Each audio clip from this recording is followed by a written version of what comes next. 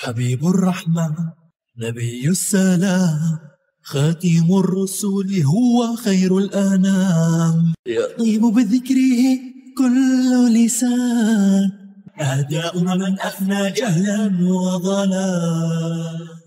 Assalamu alaikum wa rahmatullahi wa barakatuh. Continuons notre sira du prophète Mohammed sallallahu alayhi wa sallam. Mais avant de commencer, je vous invite à dire avec moi, mes chers enfants, sallallahu alayhi wa sallam. Nous avons vu la dernière fois que certains musulmans avaient quitté la Mecque. Ils avaient quitté leur maison, la belle ville qu'ils aimaient beaucoup, et la Kaaba. Ils se sont dirigés vers l'Abyssinie en Éthiopie, ou ce qu'on appelle en arabe Al-Habasha. Et pourquoi sont-ils partis? Les musulmans étaient forcés de quitter la Mecque parce que leur vie était en danger. Les kuffars n'ont ménagé aucun effort pour les détourner de l'islam.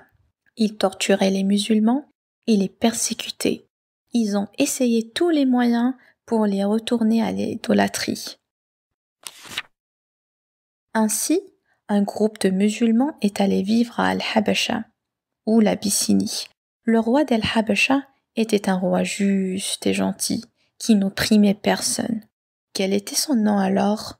Son nom était le Négus, le roi de l'Abyssinie, ou bien An-Najashiyu en arabe. Lorsque les méchants kuffars de Quraysh ont appris cela, ils n'étaient pas contents. Ils ont envoyé 2 hommes auprès du Négus. Ces 2 hommes étaient très malins et éloquents. Qui étaient-ils alors? Abdullah ibn Abi Rabi'a et Amr ibn al-As.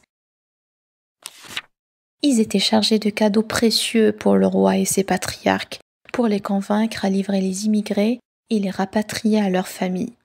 Le roi Najashi était un chrétien. Il ne tolérait pas l'injustice. Quand le roi reçut Abdullah ibn Abi Rabi'a et Amr ibn al-As, ils présentèrent leurs cadeaux et lui dirent: Majesté, un groupe de jeunes vaurians d'entre nous se sont réfugiés dans votre pays. Ils ont abandonné la religion de leur peuple et n'ont pas pour autant embrassé la vôtre. Ils ont inventé une religion méconnue de nous et de vous. Les notables de leur peuple nous ont missionnés auprès de vous afin de le récupérer et ils savent mieux que quiconque leur travers et ce qu'ils ont à leur reprocher. Les conseillers du roi, qui ont reçu aussi des cadeaux précieux, dirent: Leur discours est raisonnable. Livrez ces gens à eux, qu'ils rentrent chez eux, à leur pays. Mais le roi, qui était juste, refusa de prendre une décision avant d'entendre ce que les musulmans, réfugiés chez lui, avaient à répondre. Il les fit venir et leur demanda: Quelle est donc cette religion pour laquelle vous avez quitté votre peuple, sans pour autant embrasser ma religion, ni l'une des religions de ce pays? Les musulmans ont choisi Ja'far, qui était donc le cousin du prophète, le fils d'Abu Talib, pour les représenter et parler à leur place. Il s'avança devant An-Najashi et dit: Ô roi, nous étions un peuple vivant dans l'ignorance et l'immoralité, adorant des idoles et commettant toutes sortes d'atrocités et de pratiques honteuses, brisant les liens de parenté, manquant aux règles de l'hospitalité, le plus fort d'entre nous exploitant le plus faible. Nous demeurâmes en l'état jusqu'au jour où Allah, exalté soit-il, nous envoya un prophète de notre peuple dont la lignée, la sincérité, le respect du dépôt et l'intégrité étaient connus de nous tous. Il nous appela à adorer Allah, l'unique, et à abjurer les pierres et les idoles que nos ancêtres nous-mêmes adorions. En dehors d'Allah, il nous a enjoint de dire la vérité, d'honorer notre parole, d'être aimable envers nos proches, d'aider nos voisins, de cesser tout acte illicite, de s'abstenir de verser le sang, d'éviter l'indécence et le faux témoignage, de ne pas s'approprier les biens des orphelins, ni de calomnier les femmes honnêtes. Il nous a ordonné d'adorer Allah seul, sans rien lui associer. Nous avons cru en lui et au message d'Allah qu'il nous a apporté. Nous observons tout ce qu'il nous demande de faire et rejetons ce qu'il nous a interdit de commettre. Et suite à cela, ô roi, notre peuple nous a attaqués et infligé le plus sévère des châtiments afin de nous faire renoncer à notre religion et nous ramener aux anciennes pratiques immorales et à l'adoration des idoles. C'est alors que nous sommes venus dans votre pays et que nous vous avons choisi parmi tant d'autres avec le désir de gagner votre protection et dans l'espoir de vivre dans la justice et la paix parmi vous. Le roi dit: possèdes-tu quelque écrit de ce qu'il a apporté de la part de Dieu dont tu puisses me faire lecture? Ja'far acquiesça et lui récita la sourate de Marie. Bismillahirrahmanirrahim. كافها يا عين صاد ذكر رحمة ربك عبده زكريا إذ نادى ربه نداء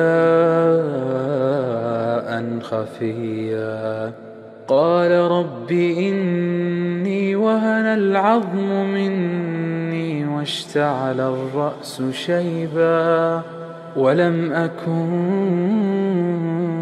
بدعائك رب شقيا. Bismillahirrahmanirrahim. Kaf, ha, ya, ain, sad. Ceci est l'évocation de la miséricorde de ton Seigneur envers son serviteur Zacharia. Quand il appela son Seigneur Allah d'un appel secret, Zacharia dit: ô mon Seigneur, sûrement mes os sont affaiblis et ma tête s'est enflammée de cheveux blancs. Et jamais, ô mon Seigneur, je n'ai été déçu en t'adressant mes prières. Le roi Najashi fut très ému, il a eu les larmes aux yeux. Il pleura au point de tremper sa barbe. Ses prêtres pleurèrent également lorsqu'ils entendirent la récitation de Ja'far. Al-Najashi se retourna vers ses conseillers et dit: ces paroles émanent de la même source que les paroles de notre maître Jésus-Christ. Puis il se retourna vers les musulmans. Je ne vous livrerai jamais à vos ennemis. Vous êtes les bienvenus à rester ici en toute sécurité. Rentrez chez vous, soyez tranquilles. Amr et Abdullah étaient très furieux. Dès qu'ils ont quitté le lieu, Amr cria: demain je retournerai voir le roi et lui dire ce qui va lui changer d'avis. Il tuera lui-même ces musulmans. Même si nous ne sommes pas d'accord avec eux, n'oublie pas qu'ils sont de nos familles et nos proches, rétorqua Abdullah. Mais Amr était déterminé à mettre son plan à exécution. Il répond: cela ne m'intéresse guère. Le lendemain, Amr ibn al-As retourna auprès du Négus et lui dit: ô roi, saviez-vous ce que les musulmans disent sur votre prophète? Ils tiennent des propos gravissimes au sujet de Jésus, le fils de Marie. Le roi Négus était chrétien qui aimait beaucoup le prophète Jésus, Aïssa alayhi salam.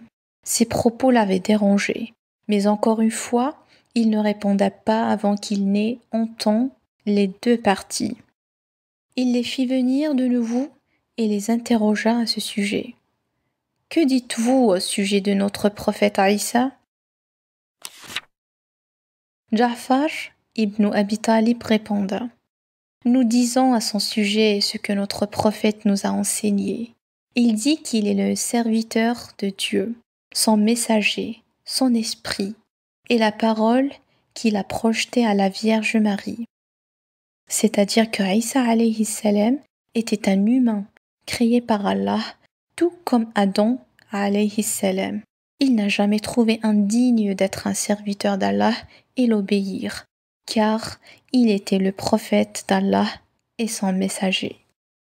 Mes enfants, tout d'abord, j'aimerais que vous sachiez que les musulmans aiment tous les messagers et les prophètes d'Allah et ne font pas de différence entre eux. Le Négus écouta attentivement les paroles de Ja'far, puis il prit un bâtonnet par terre et dit: par Dieu, Le fils de Marie ne s'est pas écarté de ce qui vient d'être dit, le poids de ce bout de bois. Mais cela ne tarda pas à faire réagir les notables d'Abyssinie qui répliquèrent. Beaucoup d'entre eux prenaient malheureusement Issa pour un dieu. Et le Négus, très confiant, renchérit alors « Ce que vous aviez entendu est la pure vérité, même si vous ne l'acceptiez pas. » Après, il s'adressa aux musulmans. « Rentrez chez vous, vous êtes en sécurité dans mon pays, personne ne vous fera du mal. Je jure par Dieu, s'il m'offre une montagne d'or en échange de l'un de vous, je ne l'accepterai pas, et ne le permettrai jamais. » Puis, il ordonna ses gardes en disant « Rendez-les tous leurs cadeaux, maintenant !» Et ainsi, Abdullah ibn Abi Rabi'a et Amr ibn al-As ont quitté l'Abyssinie en colère. Ils sont retournés à la Mecque perdants. Allahumma salli wa sallim ala Sayyidina Muhammad. يطيب بذكره كل لسان أهداء من أفنى جهلا وضلال